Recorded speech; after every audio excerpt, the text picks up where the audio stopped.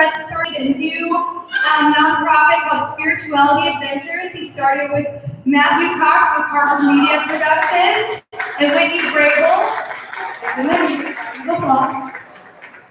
I just wanted to tell you about the idea. It came through, Fred started this idea with his recovery and being in the recovery community. He was seeking God's guidance about how to combine his knowledge with pastoral experience and with his recovery community. And that's kind of where he came up with this idea for Spirituality Adventures. Spirituality Adventures will seek to ignite the growth and transformation of this fastest growing demographic in the world, the people who are considered spiritual but not religious. So we just wanted to show you a video and kind of tell you more about that nonprofit.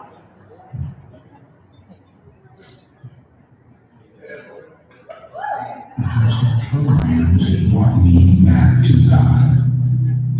Yes, it is the simplest and most direct way to describe it. But I will tell you, if I had walked into a welcome house and a requirement of the program was in any way, shape, or form associated with some religion, I would be dead or in prison today. Because of where my mind was at and because of my experience with religion, had that been a requirement, the programs would not have been accessible. Man, I've heard that story. Thank God it wasn't a requirement. Thank God it was not a requirement. So when it comes to recovery, I understand the 12-step program and all that stuff, but I also understand people's wish to God's way changes. And how do you choose that? So I've been in the recovery community over a year now. I would say this, it's been refreshing, which sounds crazy because I live in the home. I didn't want to get out in that community under the circumstances that I ended up there.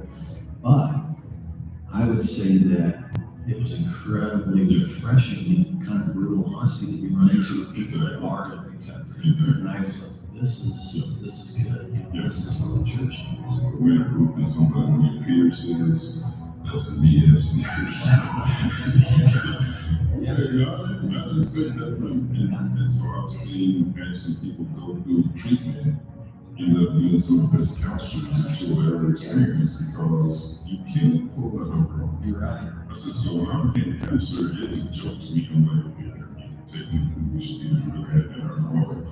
And you know, and counselor, you got a real funny way of doing something. I was like, no, you know what you're talking about because you've been there. People, generally speaking, when they have addiction, are very afraid. They're afraid to get help. They're afraid to give up their drug of choice.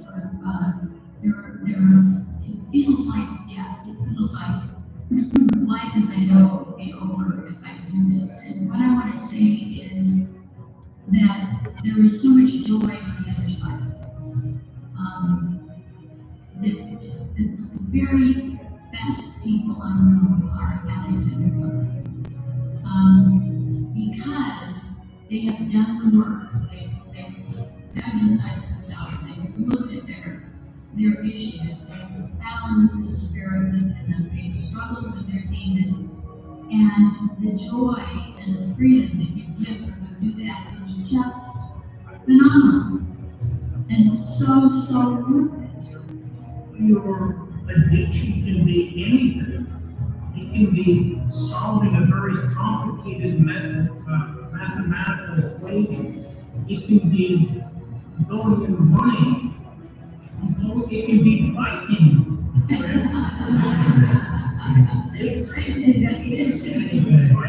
Yeah. And too close to home. Talking about addictions. And that's what the spiritual bypassing is, right? Of like, oh, well, that's just, we never do the deeper work if we go, well, that's just how it's meant to be. And so we're not doing any deeper work of like, what got me here? Was it meant to be? Like, this was just preordained, this is the crap that I had to go through in order to share my story with others. Or we can do the deeper work of being human is really hard and I'm frail and these are the things that hurt me that I have to pay attention to be a better person. that things happen because they do. And that's the deeper work.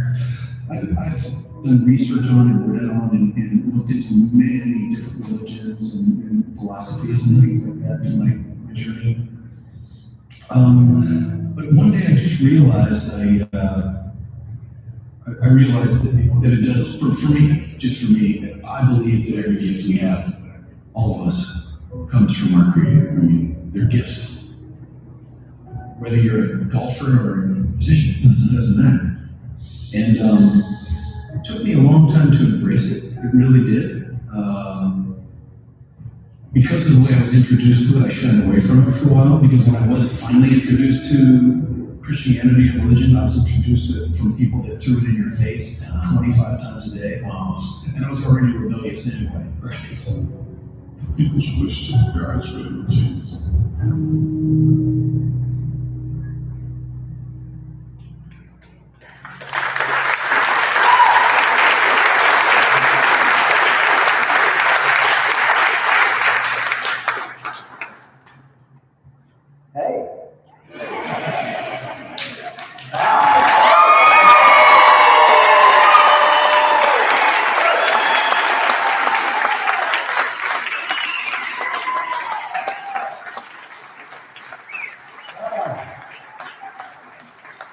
Thank you. Thank you for coming.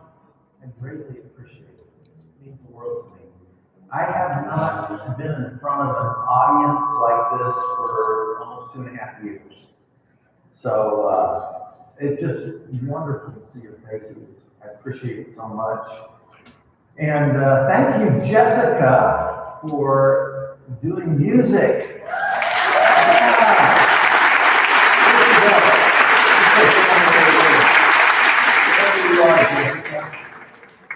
You know, her dad and I used to work out together in the gym, and one day he brought me a cassette tape with Jessica's music on it, like when she was 14 or 15. And yeah, I thought, I probably want to listen to it, you know, Dad giving me his kids, you know, music. And then, but I stuck it in, and it was like, oh my gosh, this girl's amazing. And so I've been a fan of Jessica's ever since she was a teenager. And I've always wanted to do something with her. And so it finally happened. And so I'm just so excited to have Jessica here. And thanks to Ryan Mercudo as well, who I've known him since he was just a young guy. And so it's fun to see what he's doing. He's got a new music video out, just released, called Kudo, so check that out. I'm going to share just a couple of minutes here about Spirituality Adventures. Try to help you understand what I'm trying to do and accomplish through Spirituality Adventures. And then I've got a guest that's going to come up and do a performance of spoken poetry. And then I'm going to come back up and kind of give the main talk for tonight after that. And then Jessica's going to come back up and kind of close out with a few more songs. So, yeah, I know, I just left you wanting more, didn't it? So, good stuff. So, yeah, so Spirituality Adventures is not a recovery-focused ministry, okay? That's not the main purpose of it. But the idea came to me through my recovery experience. And so one of the things I was trying to do was figure out, oh gosh, I've got all this pastoral experience, and then I found myself in recovery at such a weird phase and time in life. And what can I learn from all of this? How can I shape it up into something that's redemptive for a lot of people? And so I want to tell you 2 stories that happened to me in the last year and a half or so in recovery that I think can kind of really help shape what I'm trying to do right now. One of them, the first guy on the video, is named Jamie Boyle. He is the CEO of a place called Welcome House. It's a 9-month residential treatment center for men in Kansas City down at 27th and Paseo. And Jamie was one of the top sales reps for Cerner in his 30s. And basically his story is wound up almost homeless and went through Welcome House himself. And now he's been the CEO of the place for about 8 or 9 years. And it's really done well and flourished. And when I first got into recovery, and it was like October of 2019. I met Jamie, and he asked me to teach a class called Spirituality and Recovery for Welcome House. And I was like, well, Jamie, you know, my faith is so shaken. I don't even know what I believe anymore. And, you know, I'm so new into this whole thing. And I was just like trying to get out of it. Wasn't really feeling like I was ready to teach anything. And he goes, oh, you'll do fine. And then he goes like, but here's the deal. He says, you can't use Jesus or the Bible as what you teach. Now, guys, I've been teaching Jesus and the Bible since I was a teenager. Like, that's my main gig, right? So I thought, But here's the reason why he said that. It wasn't because he was against it. It was just because when you deal with the 12-step world, now this is in the big book even, about 50% of the people who come to recovery are either agnostic or atheist. And a lot of those people have even had super negative experiences with church, with religion, with legalism, with all these kind of things. And if you threw that in their face, like Jake was saying, on the front side of that, they'd be gone, they'd be out there, they'd be dead probably. Okay? So one of the big reasons for like dialing that way down is because you want to bring people in and help them take small steps. And so I designed a whole course on spirituality with a broad path towards spirituality. Didn't use the Bible or Jesus as my content, and I had a blast. Developed a whole curriculum for it. The guys really bought into it, and I saw them grow spiritually. I saw them take steps, and it was really fun to see just how they opened up to spiritual things, even though they were, many of them, very anti-religion, anti-Christianity, all that kind of stuff. All right. The second story I want to tell you real quickly is my experience in sitting around in groups with other people that are in recovery. And here's one of the things that I observed again and again and again and again, is that you can have a group full of people from all different kinds of backgrounds. You could literally have a group of, let's say, 12 people, and there's a couple of Christians, and there's a couple of Buddhists, and there's a couple of people from any various lifestyles that you can think of, and there's a couple of people who are burned out Christians, and there's maybe a Muslim, there's maybe an atheist, you know, you name it. It's that mixture of group, different economics, different racial backgrounds, all that kind of stuff, and then people start sharing about their brokenness, about their struggles, about their frailties, about their addictions, any of those things. And it's tangible. The Spirit moves in those kind of environments. When human beings open up to other human beings and get vulnerable, the Spirit moves. It's magical. And there's a bonding that happens in those kind of groups when people are just being brutally honest right out of the gate about some of their deepest and darkest struggles. So it's one of the most beautiful things I've seen.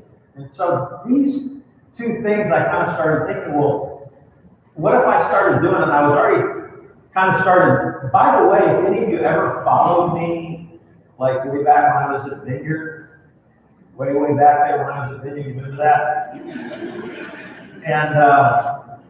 And if any of you followed me then, I had like a team of 5 people that did all my social media. So I didn't do it. I didn't even know how to use Facebook, Twitter, or Instagram.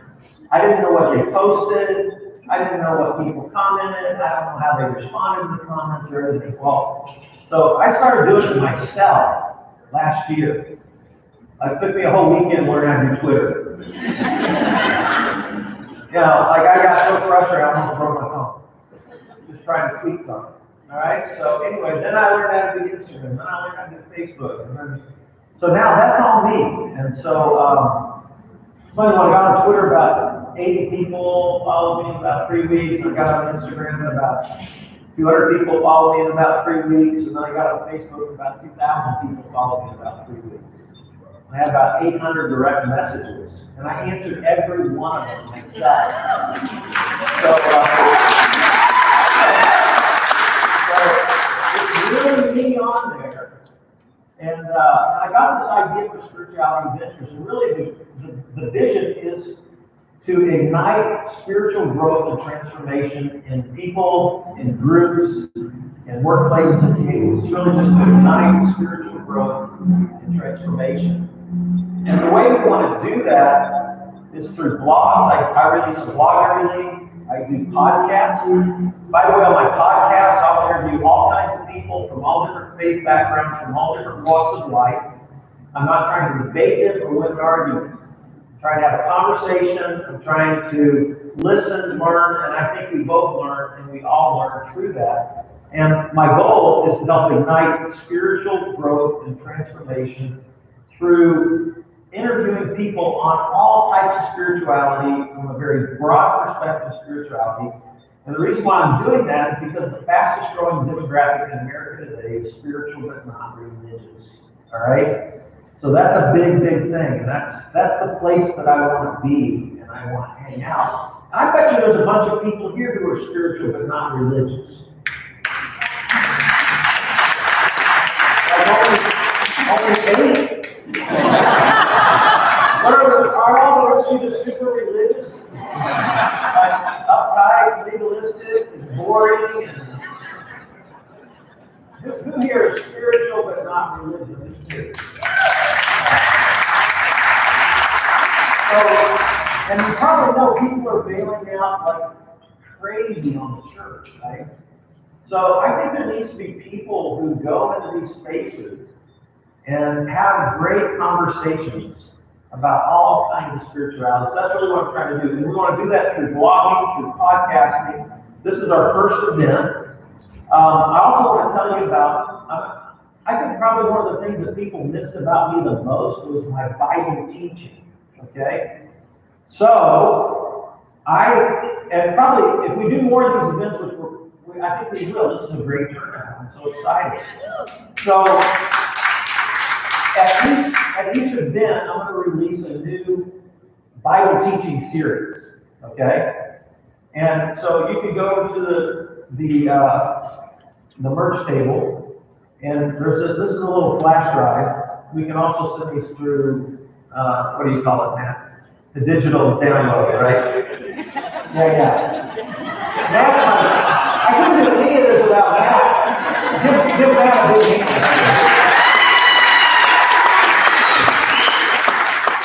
Here's with Harbor Media Productions, and we've been working together for almost 12 years. Like he was with me at Vineyard as a full-time videographer when I started the company, so I love working with that. Anyway, this new series, this is 4 teachings on this little flash drive, and it's called Extravagant Grace. That's what I want to start out with. So with what I'm teaching tonight, coupled up with, these are 4 teachings on extravagant grace. I wanted to start with that. I think a lot of people remember me talking about grace. Seems like I've got all these great messages. So that's what we're doing. We're trying to ignite spiritual growth and transformation through blogging, through podcasting, through interviews and conversations. We're trying to do that through events. We're trying to do that through teaching.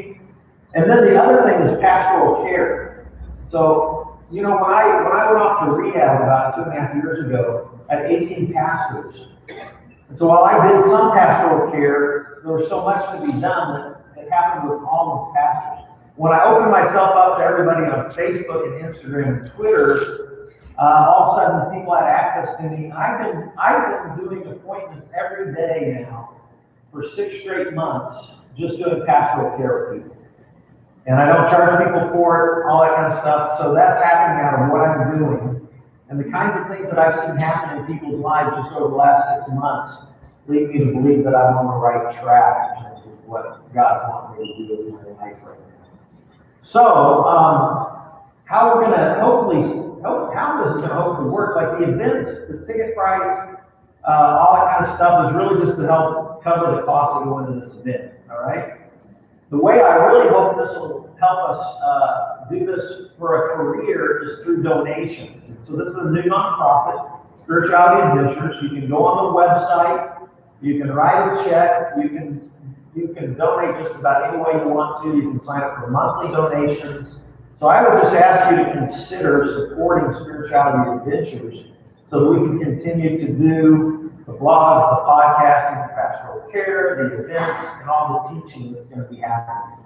So this is what I hope will take place in Transform. This is what I'm doing for a living right now. I'm going at it about 7 days a week, full time, all the time. So pray about that, and you can pick up one of these teaching series. I'd encourage you to use it like in a small group. It would be a great, like I'll do it with people who aren't even Christians, okay? And I'll have different people from different backgrounds and different contexts, and we will go through, we'll sit, we'll have conversations, we'll have coffee or something like that, watch about a 15 to 18 minute teaching, and then I've got a discussion guide to go along with it. And if any of you ever did Alpha back in the day at our church, one of the things we taught our Alpha leaders to do is just have open-ended discussions. You don't try to correct people, you don't try to preach at people, you don't try to do any of that stuff. You just have conversations about what was taught. People share what they think, and it's very open-ended, and it's a wonderful way to connect people, just connect other human beings to a spiritual journey.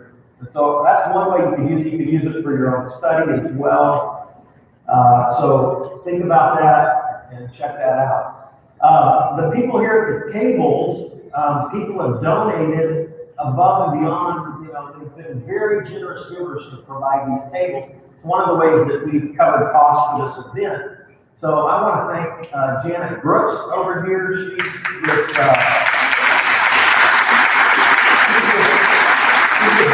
Real One, and I appreciate her doing that. These two tables are filled with family members. So some of you I know are here, you've never met my family, but my mom and dad are here. I have 3 wonderful sisters, 3 great brother-in-laws. I have nephews and nieces that are here, and I appreciate that. And Kevin Keaton, who owns Stone Canyon Pizza down in Parkville and Gladstone, he generously donated for these tables up here for my family. So I don't know, Kevin, would you take it? And then, actually, I said this would be my first night to talk, but actually it was just last Monday night. This group right here, this is a Plattsburgh, Missouri table right here. And they generously donated to make this event happen. And they had me over for a small group last Monday night, and I think 18 people were there. And they were so kind. That was actually the first time I've been in front of any former Vineyard View or anything like that at all. So I really appreciate your guys coming and all that. And then this table over here has a special place in my heart because this table has people that I cycle with. I'm kind of curious, not only this, how many of you have ever ridden a bike with me? In this room, like, raise your, like, there's someone out there, see? Yeah, hey, we did it. They had a electric bike, they beat me up the hill, my sister. You know how much I love cycling, and I'm grateful for those as well. So thank you guys for, they made generous donations to make this event happen. So, I want some feedback from you guys after this event. So you can go on our website, spiritualityadventures.com, and there's a feedback tab right there. And I'd love for you to ask questions or make comments. We want to get a lot of feedback so that we can think about future events and all that kind of stuff. So it'd be a big, big help if you can make comments. There's also a donation table, this round table over here with a basket. You can write a check or leave cash there tonight if you wanted to, but you could also write on an envelope any kind of question or comment that you want to do right there. Just leave it right there as well. All right. So that's a little bit about what I'm trying to do these days. Thank you for being here. It means the world to me that you showed up and come here. I'm gonna come back in just a few minutes and do a talk tonight called It's Friday. And then Justin's gonna come back up. But before that happens, I want to introduce to you a friend of mine. It's Darrison Pelea. And Darrison is a rapper. He's a friend. I remember first time I met him was at Vineyard Church, and he had a Straight Outta Compton t-shirt on. Darrison, you're from California, right? Is that right or not? Where are you from in California? Los Angeles. Los Angeles. So he had the Straight Outta Compton t-shirt on. I'm this white pastor guy. And I said, hey, did you like that movie? And we had a whole conversation about NWA. And it was a lot of fun, and we connected. And he's actually performed at Vineyard. He did, I think he's done the Easter weekend thing for us and all that kind of stuff. So he's going to be coming up, and his rapper name is King Kie. Did I get it right? Correct. Means God's armor. armor. All right, so let's give it up for Darrison.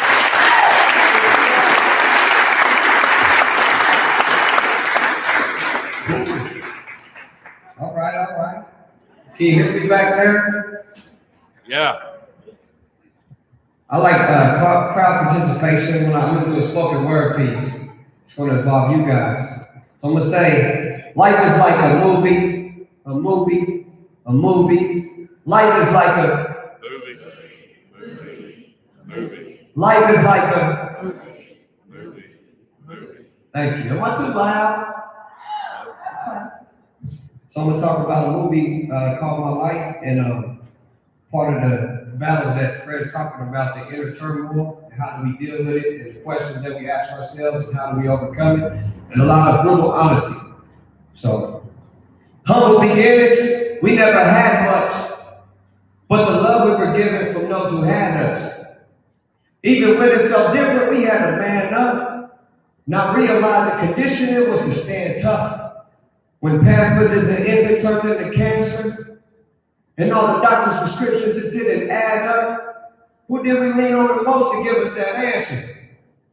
But why we wait so late to even ask them? Was it our take on fate? Was it foolish pride? Was it that mind state that was truly wise?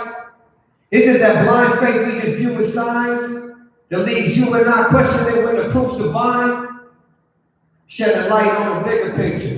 When the negative isn't quite what that image gets you, and your vision differs from your point of view as you focus on opinions and the choice you choose. You know the truth, but refuse to steal, lying to yourself to disprove how you truly feel. That's how perception becomes reality. That's how you start accepting all the fallacies. Now that neglect and resent turns into apathy. It's sad to see someone living so happily in bliss while they're ignorant to all of this totality.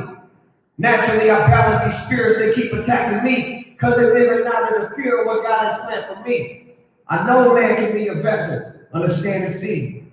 When the land is deep as the ocean, when the planet breathes, floating in the black ravine of the galaxy, staring at these stars, spacing out through these valley peaks.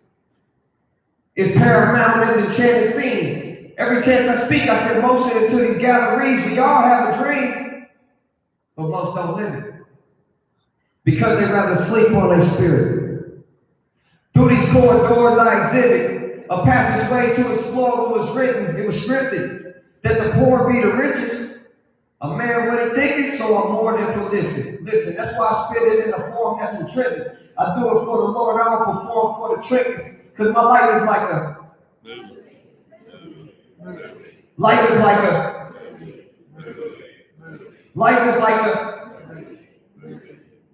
you ain't seen what I've seen. Tomorrow ain't promised. Neither was yesterday. God bless today in the moments that take our breath away.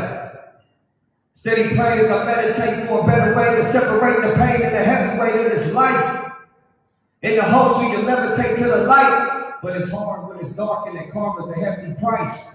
So we focus on the stars to get our perception right. Watch the sunset pause so we can reflect at night. collect my thoughts. Now I understand it holy. Was once an empty box, now my spirit fills it holy. Bottled up emotions, spilling out in the fountain. It's like I'm floating on the ocean, coasting while others drowning. Drowning out the notions of all the doubt that surround them. I'm noticing clouds approaching, but I ain't worried about them. Nah, remain still as deep water. Yeah, it runs deep. As the lineage of paupers who were once kings. Well-seasoned offsprings, never meant to fall. Stand tall through it all. I will never fall to her altar. Solid as Gibraltar. Predicting my credentials with the sensual as they harbor. On all of this potential that they harp on. But seldom they embark on this journey called life before it's all gone. As we sail across God's lawn, unsure of who to call on. From dusk till the dawn's drawn. Because life is like a movie, a movie, a movie. Life is like a movie, a movie. You ain't seen what I've seen. Thank you.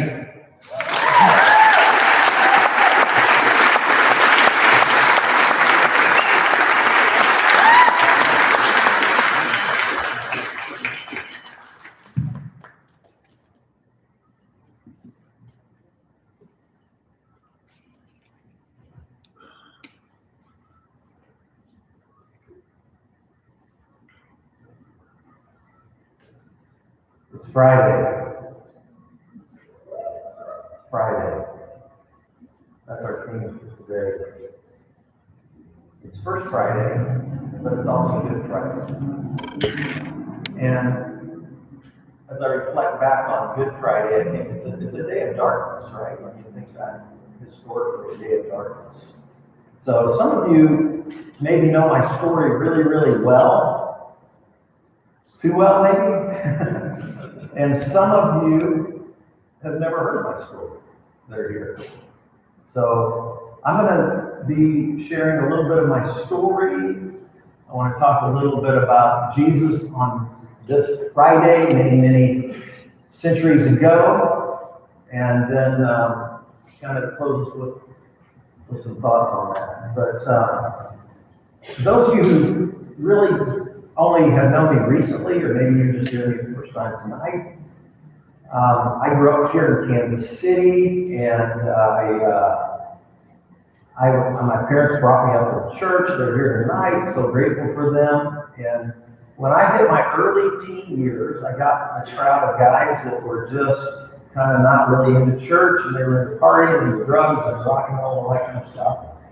And I started getting high and partying when I was like 14 with my friends. And over a course of about a 2-year period of time,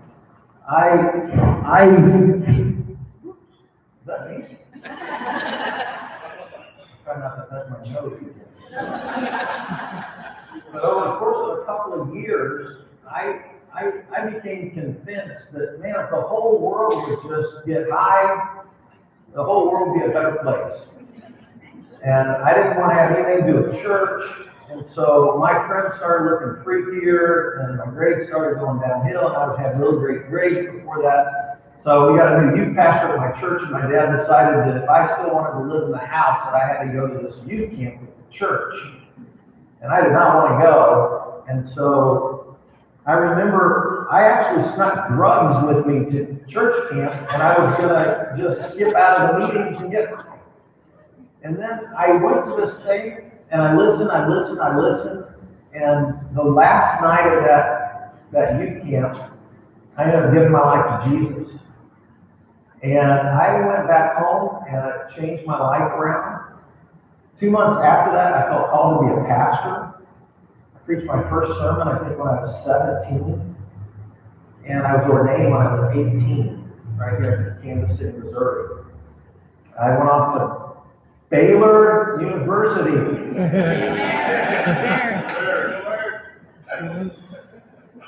Anybody know what's happening with Baylor University tomorrow? Sick'em Bears. Now here, do you guys believe in prayer? I want you to pray for something. So first of all, Baylor, I think it's been since 1950 that they were in, like the Final Four. And then there's never been a basketball team win the NCAA tournament from Texas. So pray that it's Baylor, not Houston, and pray that Gonzaga just has a horrible day. Would you do that? Is that okay? Is that Christian? No. Anyway. All right, enough about Baylor, but I went there, I majored in business religion, I went on to seminary, got a Master's of Divinity. I went out to Virginia, was on staff at a church, and I moved back to Kansas City in 1990 and started Vineyard Church with just a couple of people.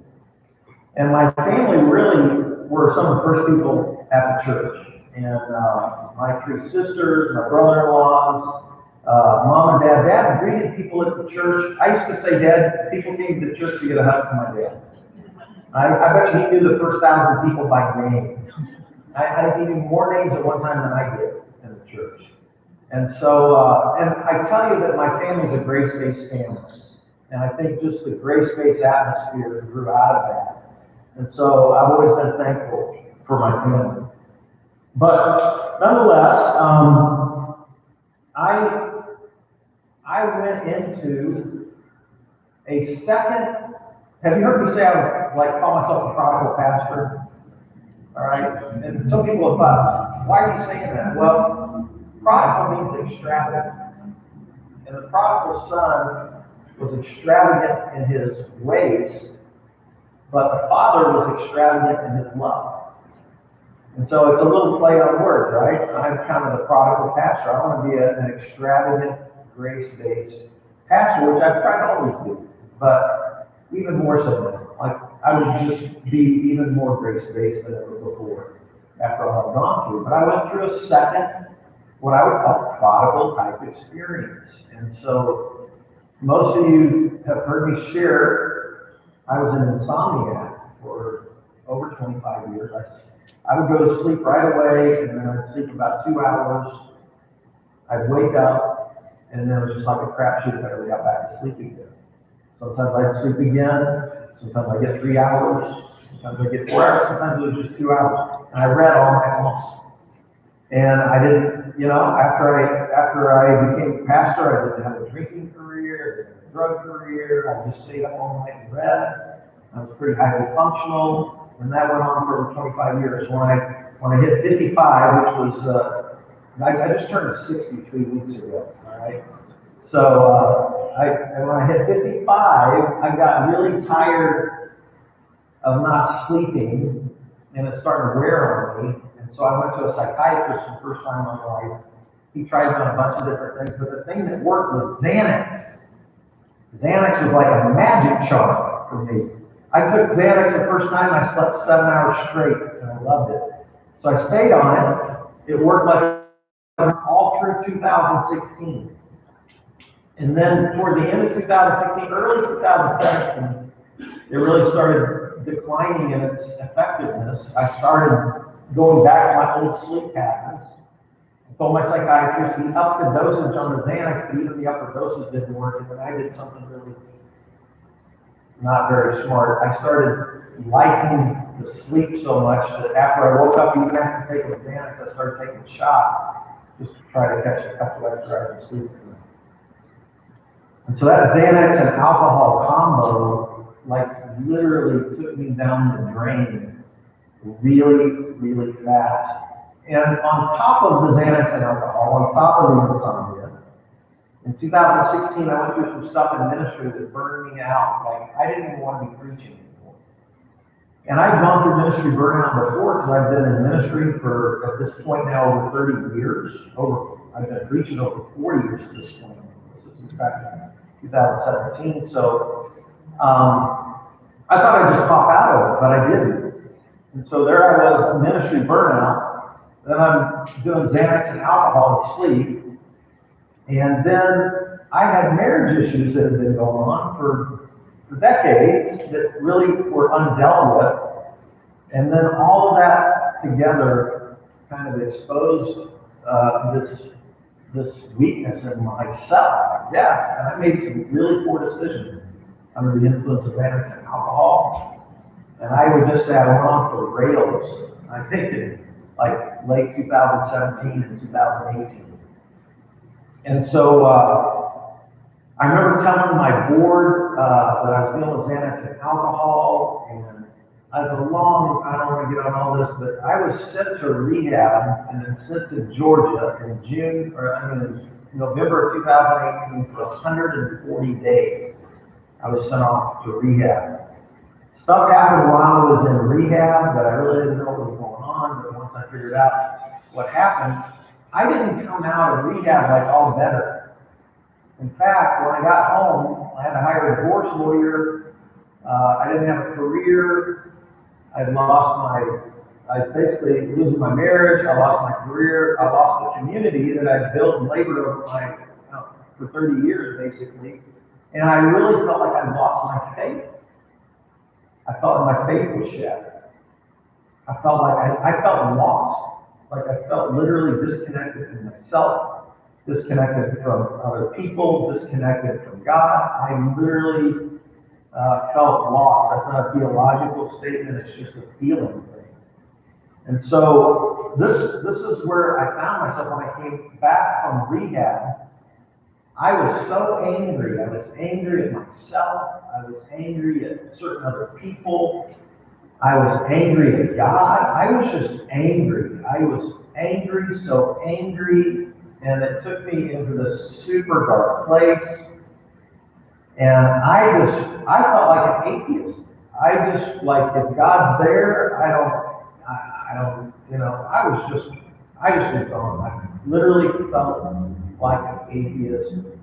If you read my journals, you'd just be going, oh my gosh, And so it was a dark, dark, dark place. On top of that, some of you might not know this, but while I was in rehab, I ended up on the front page of the Kansas City Star, the Sunday edition, 2 pages with my picture on the front, basically saying I was an alcoholic, drug addict, and I've been unfaithful my life. And so the shame of that, the humiliation of that, the embarrassment of that, I come back from rehab, I was angry about all kinds of stuff, and on top of that, I felt shame like I'd never felt shame before. And by shame, I just meant I got up every morning and it was like I didn't like myself. I hated myself. I didn't like my new story. I always wanted to finish well. I always wanted to be a good pastor my whole life. I didn't want to finish like this. And so I just felt like I didn't want to see anybody. I got up every morning and I was like, life sucks. I hate this. I've never been a big depressed person. But I felt so dark and so out of touch with myself, with God, with everything. And I can't even describe to you how dark that felt, all right? My marriage ended in July of 2019. I had to sell my house. I moved out of it, got into a new house. I mean, a rental house, not a new house, just a rental house. I didn't know what I was going to do with myself. And I remember the month after my divorce was finalized, I just kind of went off the rails again, just so lost. And then finally, September of 2019, I thought, I got to get my crap together. Like, I need to get, I was a mess. I got to get my shit together. Really what I was thinking, right?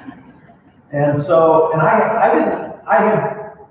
kind of started going to an African American church because a friend of mine down there, pastor. I didn't want to go to any church in the Northland because everybody would know me.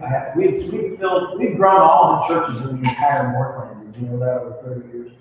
People had gone everywhere. I knew people everywhere. I knew all the pastors everywhere. I just wanted to go somewhere where nobody would know me, but I was like only one of 4 white people in about 1,500 black person church, so I wasn't really a good plan. No, it was wonderful people. I would go down and get hugs. Like, I'd listen to an hour and a half of black gospel music, and I'd get about 50 hugs every time I went to church. So I really sucked when COVID came around. They still haven't started meeting yet. And anyway, but I also got into recovery in September of 2019. And I wasn't sure I wanted to be there, but I needed a home. And I just started going to recovery meetings, and I sat in those recovery meetings over and over and over again every day. And I found new people that I love. I love the brutal honesty. I love the hunger. I love the search. I love the spirituality. I love the fact that people from all over the map in their faith and their walks and everything can come together and meet around their brokenness and talk about it and find hope, find strength and hope and healing from one another. And it was really a beautiful experience. And so I really credit some of the people in those recovery halls with my road to healing, recovery, to restore faith, to all of those kind of things. Now, it's been a bumpy road, okay? And how many of you, you don't need to raise your hand, but how many of you have ever wrestled with shame where you just like really don't love yourself?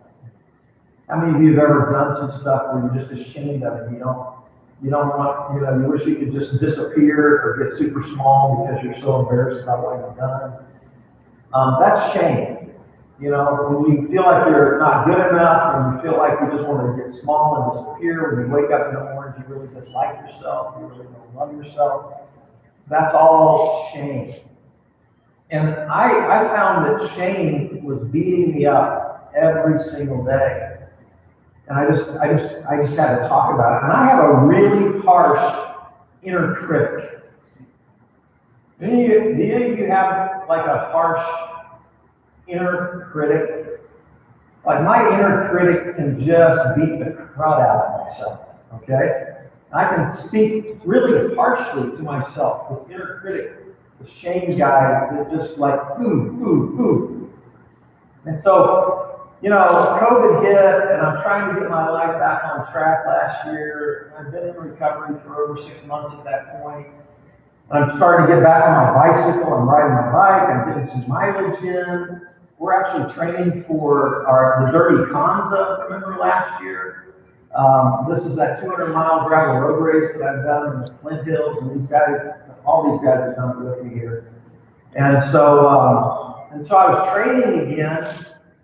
And then I go on a ride. You see this guy in the beard here? You know I was going to point you out. Dave and I were out on a ride up north of Smithville on a gravel road.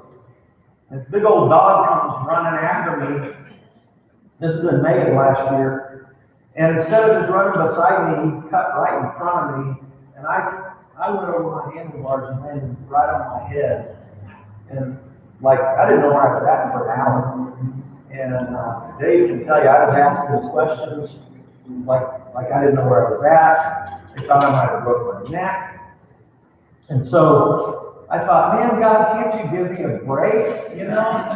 I'm like trying to do better. I'm trying to get my faith. I'm trying to do all, And then I'm trying to get back on and then all of a sudden it's like, bam, I broke my collarbone. I'm off the bike for 10 weeks.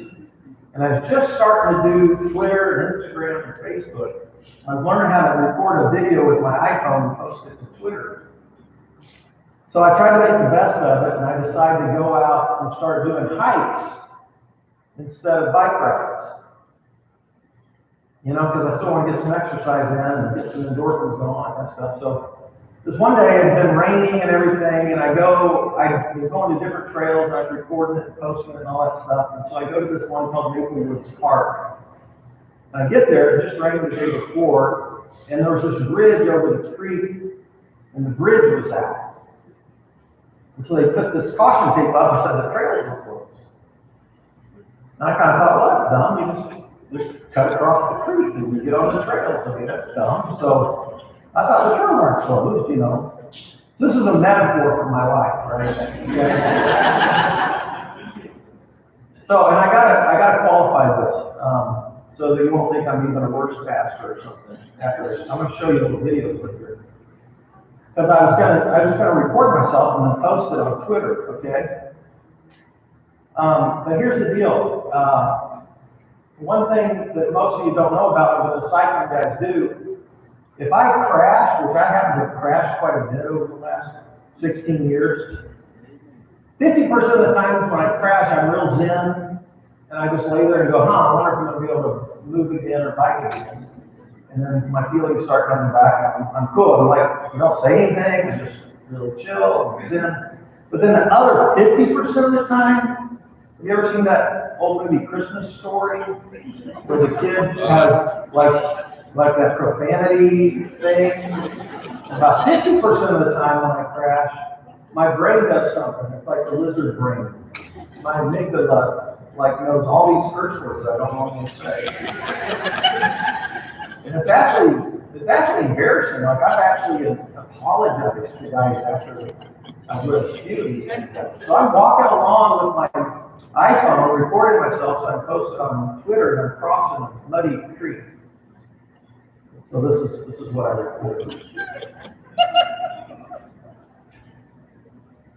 Rich, I'm just going to hike down here to the creek, avoid the bridge. Evidently they're repairing the bridge and determined it's not super safe for people to cross. So I'm just guessing based on the feel. So here I am, a little creek crossing. Coming up the bank. And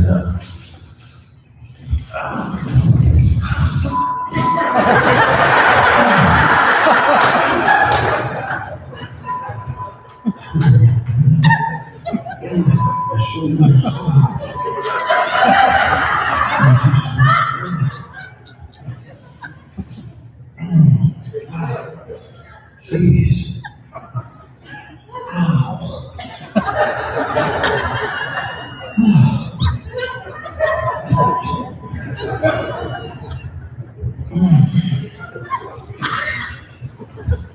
Walking through the spider webs now.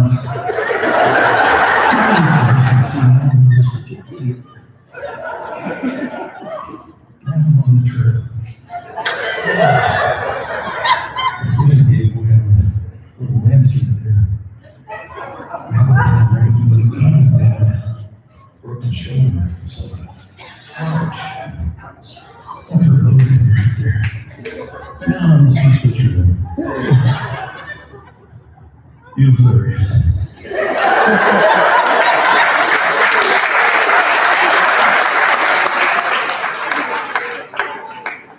I showed it to one of my friends. He says, "Can I show it to my wife?" And it was unedited, you know. They just laughed and laughed and laughed. They just thought it was hilarious. A few of you have seen the unedited version. But you know, at the end of it, I said, "Like you idiot!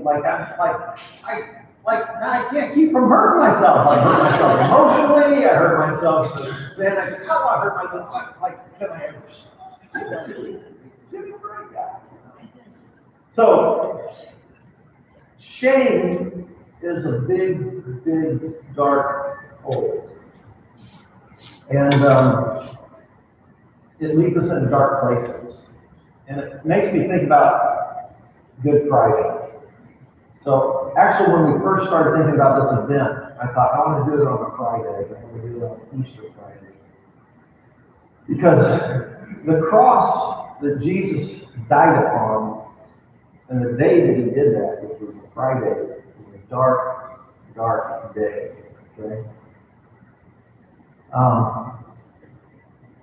There are 7 sayings that Jesus said from the cross. While he hung on the cross. One of them is recorded in Matthew and Mark's gospel. And then 3 of them are recorded in Luke's gospel, and then 3 of them are recorded in John's gospel. I call them 7 last sayings of Jesus while he was hanging on the cross. And the one that's recorded in Matthew and Mark's gospel is when Jesus cries out while he's hanging on the cross, my God, why have you forsaken me?" Now, that phrase, that I'm sure many of you have heard, my God, why have you forsaken me?" is what Jesus said in prayer while he was hanging on the cross. And that is a direct quote from Psalm 22. So there's 150 Psalms in the Hebrew Bible, which is the same as the Old Testament, okay? 150 Psalms. A third of those are what we call Psalms of Lament. That means that they are Psalms of complaint against God or questioning God, or they are Psalms about grief and sorrow and loss and darkness. So out of 150 Psalms, a third of them are Psalms of lament, complaint, questioning, doubting, and then dealing with grief and loss and darkness. So Psalms 22 is one of the darkest of all of those Psalms. And Jesus quotes that from the cross, as though he felt abandoned by the Father in his moment of suffering. And I just want to read you a couple more verses from Psalm 22. This is the psalm that Jesus quoted from. It says, my God, why have you forsaken me? Why are you so far away when I groan for help? Every day I call to you, my God, but you do not answer. Every night you hear my voice, but I find no relief. And then listen to the shame here. But I am a worm and not a man. I am scorned and despised by all. Everyone who sees me mocks me. They sneer and shake their heads, saying, is this the one who relies on the Lord? Then let the Lord save him. He goes on, he says, do not stay so far from me, for trouble is near, and no one else can help me. My enemies surround me like a herd of bulls. Fierce bulls of Bashan have hemmed me in. Like lions, they open their jaws against me, roaring and tearing into their prey. Listen to this. Have you ever felt this way? My life is poured out like water, and all my bones are out of joint. It's like you just liquefy or something. You just get so emotionally overwhelmed. You just can't hold it together. My heart is like wax melting within me.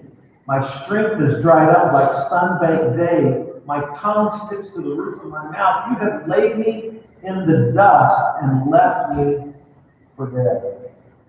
My enemies surround me like a pack of dogs. An evil game closes in upon me. You hear the darkness. You hear the questioning. I cried out to you. You didn't answer. So I find it fascinating that one of the things that Jesus quoted from the cross was Psalm 22. One of the darkest Psalms, and you can find one of the ones of questions and challenges the very existence of God. Why am I bringing this out? Well, I think faith and doubt and questions all travel together. And our spiritual journey has ups and downs. And any person who's walked a faith journey for any period of time has gone through some doubts, has gone through some questions, has gone through some darkness. And so I guess one of the things I want to say is that doubt and questions go hand in hand with faith. They're not mutually exclusive. And so if you find yourself in a dark point with questions about your faith, or you feel like your faith is shattered, it's okay. It's okay. You're not unlike many, many people in the Bible, including Jesus. So I'm thinking about what got me through the shame. When you wake up every morning, you feel like you don't even love yourself.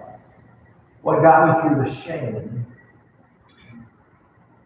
And here's the thing that really made the difference for me, is grace-filled people. Grace-filled people. So think about it. When you don't love yourself, when you feel like you're just, what did he say in the song? A worm. I'm going to say like a piece of shit, right? When you feel that way, I mean, I'm using that word very intentionally. It's how people feel. Then how do you get through that? You gotta be able to talk about what you feel, even though you might feel ashamed and self-hatred, you gotta be able to talk about that with people who what? Who love you anyway.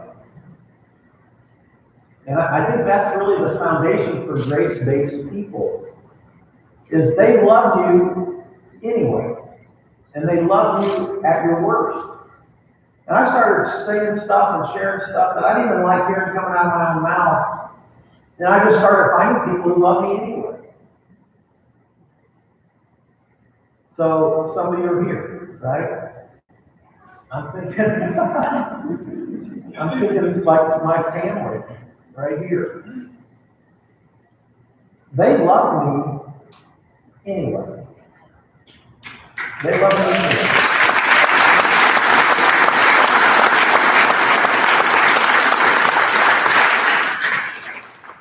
So I can't even tell you how much that means. That, like, when I didn't even feel like anybody would ever forgive me or love me again, and I certainly didn't love myself, they kept loving me. They loved me when I was at my worst. And they showed it again and again and again. And it just hung in there. People in the recovery community loved me all the way through this thing. They just loved me anyway. And I really learned fresh and new how deep grace can go from grace-filled people. I had friends who identified with the LGBTQ community who have just loved me like anyone. They have just loved me, shown me grace. And I've just been like amazed at the kind of love that people have shown me. I think about people in the cycling community, and then there's individuals like all of you. When I started putting myself out there publicly again, which was only about 6 months ago or so, right? It wasn't that long ago, last summer. And then I didn't start doing my videos about 6 months ago. People started telling me they miss me, they love me, they forgive me. You taught me grace, you taught me about a relationship to God. And there was just an overwhelming number of people who were just kind and forgiving. They were graceful people. But the platform group, I went there Monday night, they just went around the group, like about 18 of them, just shared loving, kind things. And I think there's just times when we don't believe in ourselves, and we just need other people who just like hang in there with us and love us anyway, and show us God's love and God's grace, extraordinary, extravagant grace, wherever that comes from, they show it to us. And so, I've been so grateful for people like that. And if I was ever a grace-based person, I want to do that even more. I was writing a blog here just a couple of days ago, a week ago, and somebody sent me a text. I hadn't heard from him for a long, long time, and it says, you know, if anybody ever asks me what your superpower is, I would say that it's loving on people. And I was like, the way he said it was, I wasn't sure he meant me. And I said, you mean that's my superpower? He says, yeah, I just think you love on people. And he says, I think that's the reason why Vineyard grows, because you just love on anybody. You have unconditional love, and you just love. You know, you just start naming all the kinds of people I love. And I was like, I thought, well, I aspire to that. I hope that I hit that mark sometimes. But I thought about all the people that have loved me through this dark time of my life. And they're the people that have made the difference. And so many of you here. Like, I wish I could spend, hey, I'm wide open. I'll have coffee with you. Just call me up and we'll hang out. No, I'd love to talk with every one of you and just hear what's going on. I'm just so thankful you're here. And it's been people like you that have helped me forgive myself, and helped me realize that God still has a plan for my life, helped me to realize that my own self-doubt and shame and all that can be healed. It can change. So Jesus on this day, many centuries ago, hung on the cross, and in his darkest moment, he cried out, without question, feeling abandoned by the Father, my God, why have you forsaken him? And, as we think about the cross, obviously we're on the other side of the resurrection, right? So we go cross and then resurrection, cross and resurrection. Let's think about that. But, if you think about this death and the darkness, and then this new life, this new beginning, it's really something that's hardwired into the universe. If you think about science, things die, and then other things come to life. When some things die, some things live. And it's just the whole cycle of life works like that. Death and new life, death and new life. It's saying death and new life is just hardwired. If you study mythology, like when I was studying, when I was working on another degree and a PhD in the Hebrew Bible, then I studied the ancient myths of the ancient Near East, like the ones that were there way before Moses was on the planet. I studied the Sumerian myths, and the Akkadian myths, and the Egyptian myths, and then on from there, the Assyrian and the Babylonians. Myths are interesting because they communicate universal truths and universal human experiences. And one of the common themes that comes into mythology again and again and again is death and new life, death and resurrection. There's story after story after story in the mythologies throughout time about this cycle and this deep, deep truth of death and resurrection. And so I think sometimes the deepest truths, modern mythology, I like to call us like the superheroes. And Batman and Superman, always they teach us universal truths and universal human experiences. That's why people identify with these people. And so, or these mythological figures. And so there's this deep, deep truth that's revealed in the way the world works. It's revealed in mythology. And it's revealed in this story of Jesus. His death and his resurrection. How, no matter how dark it gets, if you have one breath of life, I believe there's hope for new beginning and healing. A new beginning. Even out of the darkest places, new hope and new life could be birthed. And so on this day, it's Friday.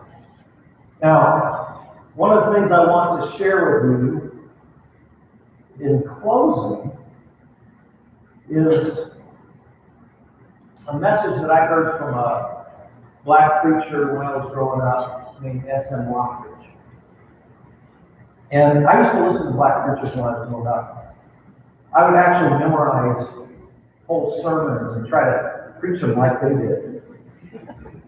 And I never felt like I was I thought, I better just stick with who I am. But it was so fun, it was so poetic, and it was so rhythmic, and so powerful. I mean, the way they painted a picture with the words and the poetry of the words is just moved me. That's part of the reason why I wanted Darius to come up and just share a spoken word with us, because of the rhythm and the flow and all of that. And I thought about this day, and one of my favorite messages that I ever heard from a black preacher was from S.M. Lockridge.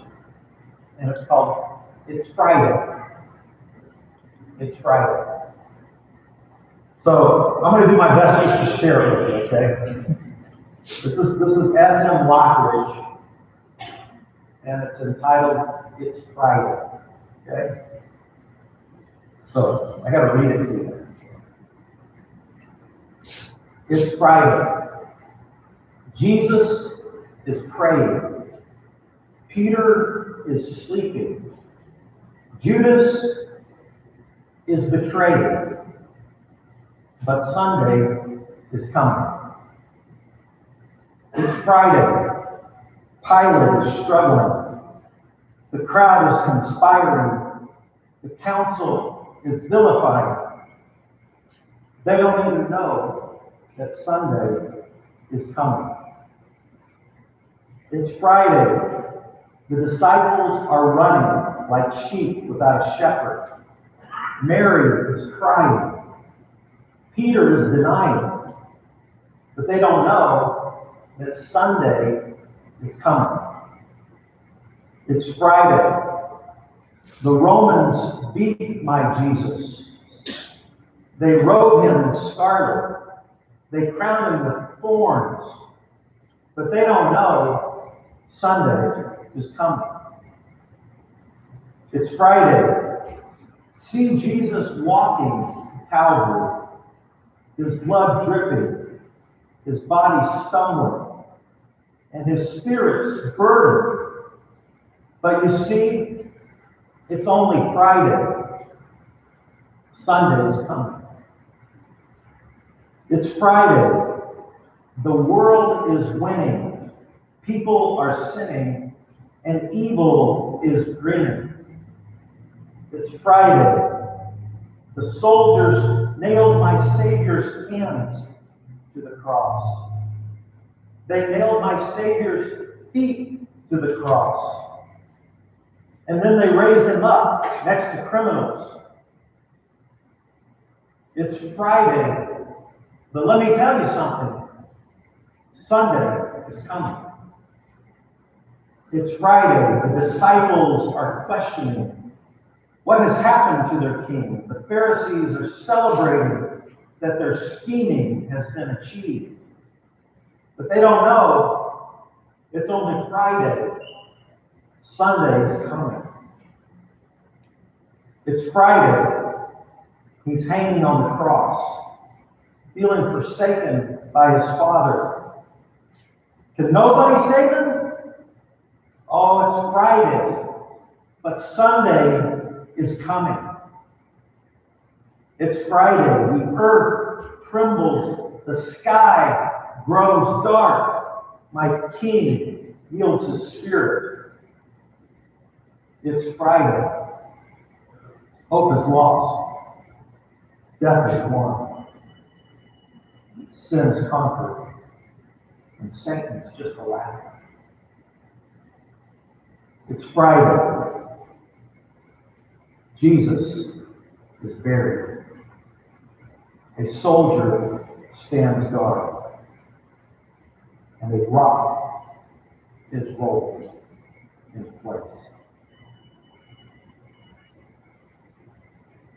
But it's Friday.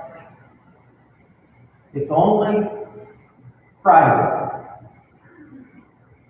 Join me. But Sunday is coming. Sunday is coming.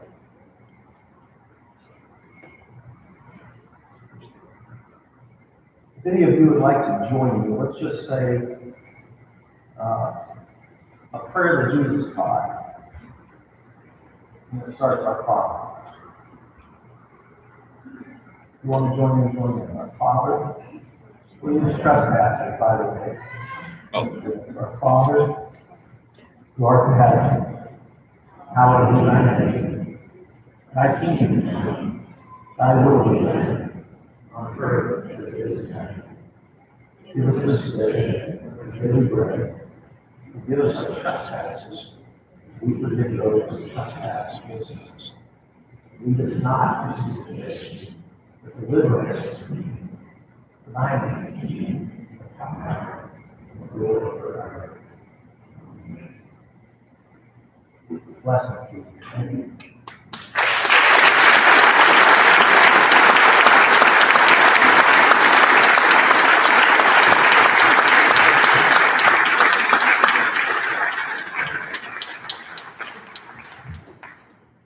Who was excited to hear Fred talk?